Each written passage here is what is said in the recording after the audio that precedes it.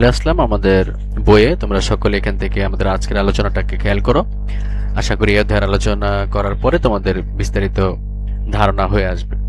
তো দেখো, অধ্যায়টার নাম হচ্ছে দুতরফা দাখিলা পদ্ধতি। ঠিক আছে, দুতরফা দাখিলা পদ্ধতি হচ্ছে অধ্যায়টার নাম। তো এই অধ্যায়ের বইটা খোলার পরে সর্বপ্রথম যেটা দেখতে পাবা সেটা হচ্ছে ডেবিট এবং ক্রেডিট, দুইটা বিষয় আমাদের হিসাব বিজ্ঞান ছাত্রছাত্রীদের জন্য অবশ্যই এটা অনেক বেশি ইম্পর্ট্যান্ট। একটা হচ্ছে ডেবিট শব্দের অর্থ হচ্ছে সুবিধা গ্রহীতা এবং ক্রেডিট শব্দের অর্থ হচ্ছে সুবিধা দাতা। যদিও এই বিষয়ে আমি বিস্তারিত আলোচনা করব, তবে এই তোমরা আপাতত শাব্দিক অর্থ হিসেবে এমসিকিউর জন্য ডেবিট শব্দের অর্থ গ্রহীতা এবং ক্রেডিট শব্দের অর্থ হচ্ছে দাতা, সুবিধা দাতা এবং গ্রহীতা, এটা তোমরা জেনে নাও। তার পরবর্তীতে হচ্ছে এখানে দেখতে পাবো হিসাব চক্রের কথা বলছে। আসলে আমাদের পুরো হিসাব বিজ্ঞান কার্যক্রমটা একটি সার্কেল ভিত্তিক বা চক্র ভিত্তিক ব্যবস্থাপনায় সম্পন্ন হয়ে থাকে, যার সর্বপ্রথম কাজ হচ্ছে লেনদেনটাকে শনাক্তকরণ। ইতিমধ্যে আমরা দ্বিতীয় অধ্যায়ের আলোচনায় দেখে আসছি যে কিভাবে আমরা লেনদেনকে চিনতে পারি সেটা। আমাদের যদি কারো এই বিষয়ে সমস্যা থেকে থাকে তাহলে আমাদের ভিডিওটি দেখে আসলে তোমরা সেটা বুঝতে পারবে।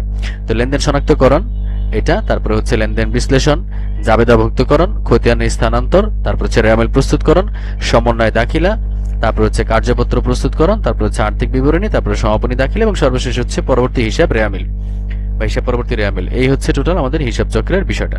ঠিক আছে, তো এটা তোমরা সিরিয়ালি এমসিকিউর জন্য জেনে রাখতে পারো। তার পরবর্তীতে দেখা যাচ্ছে যে দুতরফা দাখিলা পদ্ধতির ধারণা সম্পর্কে বলা হয়েছে। এটা ইতিমধ্যে আমি দ্বিতীয় অধ্যায়ে আলোচনা করেছি। লুকা প্যাসিওলি উনি হচ্ছেন হিসাব বিজ্ঞানের জনক বা দুতরফা দাখিলা পদ্ধতির জনক। ইতালির ভ্যানিস শহরে 1494 খ্রিস্টাব্দে উনি একটি বই লিখেছিলেন সুমারি Arithmetica geometry of proportionate proportionality সম্পর্কে। সেই বইয়ের ভিতরে উনি সর্বপ্রথম এই দুতরফা দাখিলা পদ্ধতির কথা বলছেন। তো এই হিসাবের মূল কথা হচ্ছে কি, যে হিসাবের মোট ডেবিট অঙ্কের টাকা সবসময় মোট ক্রেডিট অঙ্কের টাকা সমান হবে। ঠিক আছে, এটাই অর্থাৎ হিসাবের উভয় পাশ অর্থাৎ ডেবিট পাশ এবং ক্রেডিট পাশের আর্থিক পরিমাণটা সবসময় সমান হবে। এটাই হচ্ছে মূলত হিসাব বিজ্ঞানের সৌন্দর্য। তো দেখো, তার পরবর্তীতে আছে হচ্ছে এখানে একটা উদাহরণ দেওয়া হয়েছে। অফিসে কর্মচারীর বেতন বাবদ 5,000 টাকা প্রদত্ত হলো। তো এখানে দুইটা হিসাব আছে। একটা হচ্ছে কেমন টাকা চলে গেছে প্রতিষ্ঠান থেকে, তার মানে একটা নগদ হিসাব। আর একটা হচ্ছে কি হিসাবে টাকাটা চলে গেছে, সেটা হচ্ছে বেতন হিসাব। তাহলে এই হচ্ছে বেতনের হিসাব। এই হচ্ছে দুইটা। এইভাবে করে প্রায় প্রতিটি হিসাবের পক্ষগুলোকে ফাইন্ড আউট করা হয়ে থাকে। দুতরফা দাখিলা পদ্ধতির যে মূলনীতি বা বৈশিষ্ট্যগুলো আছে, ক্যারেক্টারিস্টিক্স, সেগুলো সম্পর্কে আমরা এখন আলোচনা করব। প্রথমটা হচ্ছে দ্বৈত সত্তা। এটা লেনদেনের অধ্যায় চলে আসছে। তার মানে দ্বৈত সত্তা বলতে বোঝায় দুটি পক্ষ থাকবে প্রত্যেকটা হিসাবের, এইটা। তারপরে হচ্ছে কি দাতা এবং গ্রহীতা। অবশ্যই একটা লেনদেন হওয়ার পরে এক পক্ষ সুবিধা গ্রহণ করবে এবং এক পক্ষ সুবিধা প্রদান করবে। তো সেক্ষেত্রে দুইটা পক্ষ বসে থাকবে, একজন দাতা একজন হচ্ছে গ্রহীতা। এই চলে গেল এটা। তারপর হচ্ছে ডেবিট ও ক্রেডিট করা। একটা হিসাবকে ডেবিট করতে হবে, একটা হিসাবকে ক্রেডিট করতে হবে, এটা আমরা জানি। সমান অর্কে আদান প্রদান অর্থাৎ অর্থের অঙ্কটা অবশ্যই সমান হইতে হবে। সামগ্রিক ফলাফল যেটা, যেহেতু প্রতিটি লেনদেন ডেবিট ক্রেডিট বিশ্লেষণ করে সমপরিমাণ টাকার অঙ্ক দ্বারা বিভক্ত করা হয়, সেহেতু সামগ্রিক ফলাফল নির্ণয় সহজ। মোট লেনদেনের ডেবিট দিকের যোগফল ক্রেডিট দিকের যোগফলের সমান হয়। এই হচ্ছে এখানের বিষয়টা। তারপরে দুতরফা দাখিলা পদ্ধতির যে সুবিধাগুলো আছে, সুবিধাগুলো হচ্ছে কি কি? পরিপূর্ণ হিসাব সংরক্ষণ, এটা একটা সুবিধা।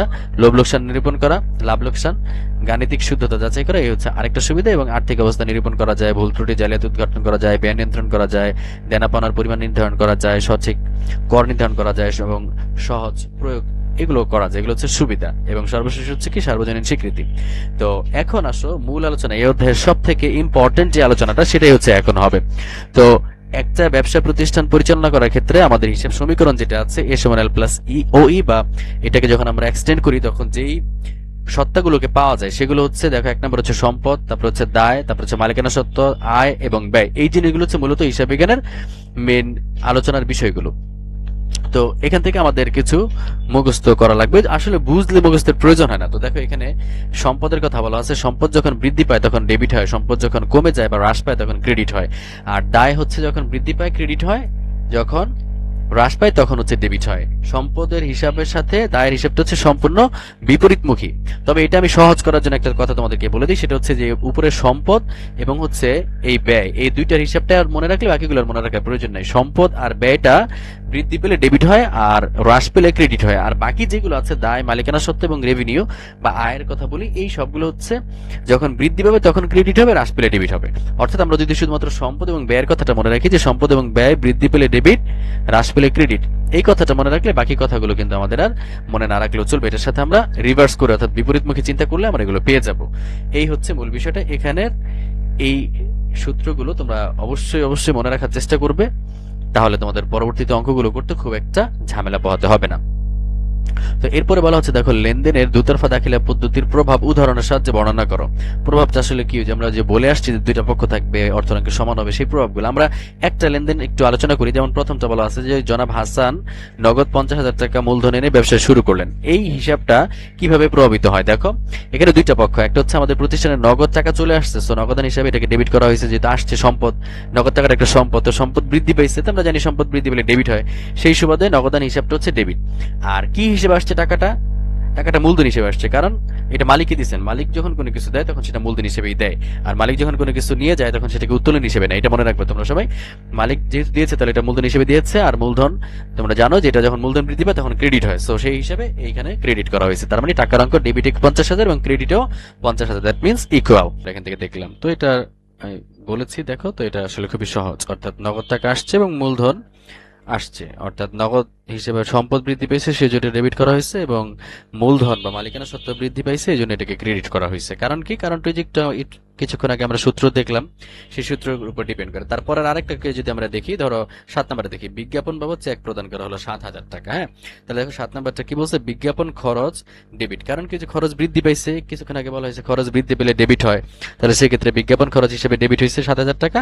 এবং টাকাটা কোথা থেকে গেছে, যেহেতু আমরা চেক দিছি, তাহলে চেক দিলে অবশ্যই আমাদের ব্যাংকের থেকে টাকাটা যাবে, সেজন্য এখানে আমাদের এই ব্যাংক হিসাবটাকে ক্রেডিট করা হয়েছে 7,000 টাকা। সো দুইটাই সমান, এই কথাটাই এখানে ব্যাংক হিসেবে লিখে দেওয়া হয়েছে। ঠিক আছে, তো এইভাবে করে প্রত্যেকটা হিসাব তোমরা দেখে নিও, আসলে খুবই সহজ এটা। হ্যাঁ, তো এরপরও যদি কোনো প্রবলেম মনে করো তোমরা আমাদেরকে আমাদের এই চ্যানেলে ইনবক্স করতে পারো, কমেন্টস করতে পারো, তাহলে আমরা বিস্তারিত কমেন্টের মাধ্যমে তোমাদের উত্তর দেওয়ার চেষ্টা করব।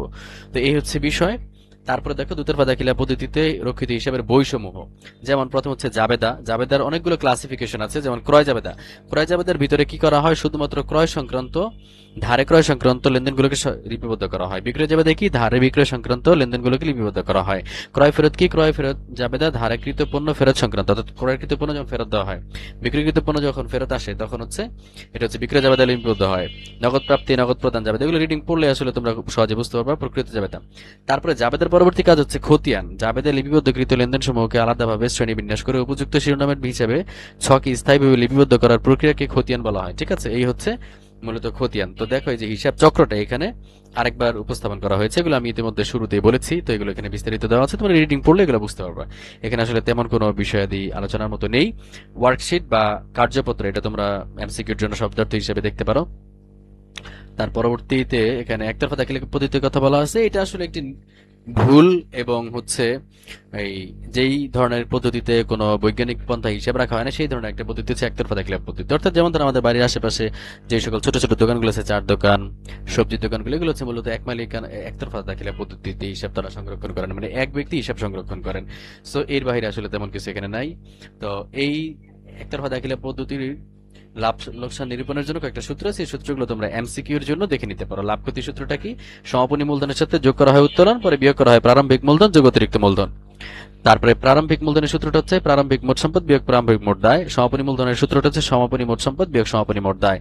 এই হচ্ছে গিয়ে বিষয়। তো এখানে একটা অঙ্কের মধ্যে আছে, এটা তোমরা প্র্যাকটিস করতে পারো। তো এই হচ্ছিল আলোচনা। ধন্যবাদ সকলকে।